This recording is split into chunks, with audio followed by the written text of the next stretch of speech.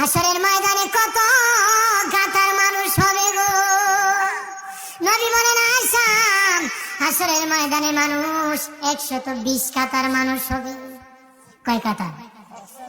আয়েশা রে, হাসরের ময়দানে 120 কাতার মানুষ।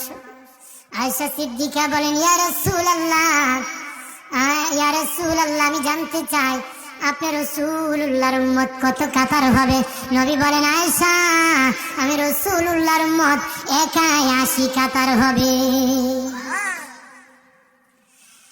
আয়েশা বললেন ইয়া রাসূলুল্লাহ, আওয়াদিনে নবীজি 80 কাতার দিয়ে আপনার উম্মত হবে, আপনার উম্মতকে কেমনে আপনি চিনবেন?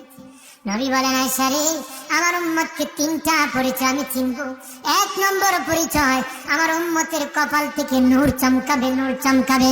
নবী বলে বাবা সাহাবীরাম, অসংখ্য ঘোড়ার মধ্যে যদি কিছু চান কপাল্লা ঘোড়া হয়, এইগুলা চিনতে বড় সহজ হয়।